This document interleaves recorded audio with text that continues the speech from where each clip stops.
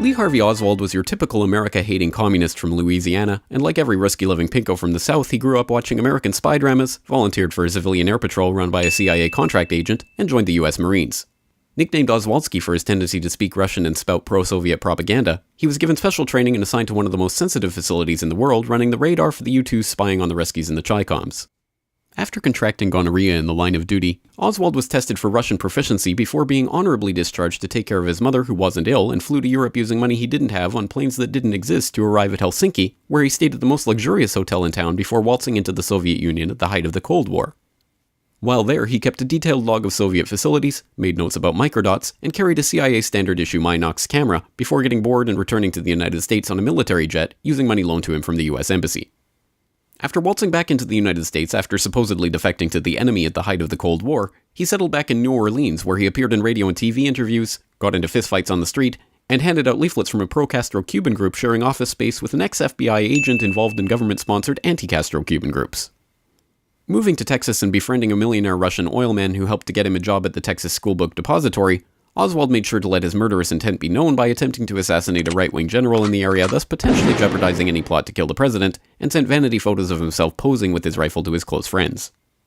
On the morning of November 22, 1963, Lee Harvey Oswald went to work in the Schoolbook Depository where the president just happened to be driving by. After somehow getting the Secret Service to stand down before entering Dealey Plaza, Oswald set up a makeshift sniper's nest and got off 3 shots in 6 seconds, leaving 4 bullets without leaving any nitrate on his cheek, a feat that has never been duplicated, including 1 bullet that managed to cause 7 entry-exit wounds, a feat that has never been duplicated, penetrating 15 inches of tissue, 4 inches of rib, and a radius bone, to come out in almost perfect condition on a stretcher in the hospital while no one was looking, a feat that has never been duplicated. He then ran downstairs and got himself a Coke from the vending machine within seconds of the assassination before heading home, grabbing his things, walking down the street, shooting a police officer, ducking into a movie theater, and waiting to be arrested. After jumping up and pulling his gun on the police officers who swarmed the theater, he was let out the front door, or the back, and taken into police custody. While there, he is not charged with the murder of the president. Did you kill the president? No, I've not been charged with that. In fact, nobody has said that to me yet. And like any self-respecting America-hating communist grandstander who had just killed the President of the United States in a pinko rage, denied he had anything to do with it. I'm just a patsy. Before being transferred to county jail, he was shot on live TV by a 2-bit Union Mafia stooge, supposedly torn by grief at the death of the president, whose brother he personally hated, later claiming that it was part of a conspiracy the world will never know. The world will never know the true facts. Luckily, the crusading journalist of the unbiased media told the public the straight truth about what happened. His head could be seen to move violently forward. Hoover wrote a memo that weekend demanding that the public be convinced that Lee Harvey Oswald was the lone assassin. LBJ appointed a commission telling Commissioner Warren that he had to find that Lee Harvey Oswald was the lone assassin, and, as luck would have it, that commission concluded, "Now, what about the doctor at Parkland Hospital who reportedly said the president was wounded in the front?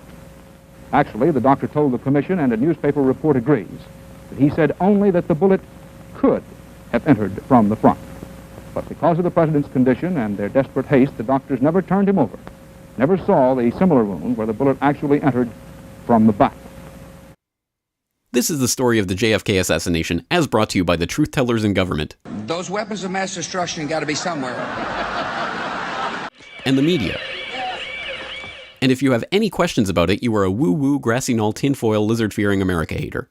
If you love Jesus, sunshine, ponies, monster trucks, miniskirts, and the American flag, you will never ask any questions about any part of this story to anyone. Ever.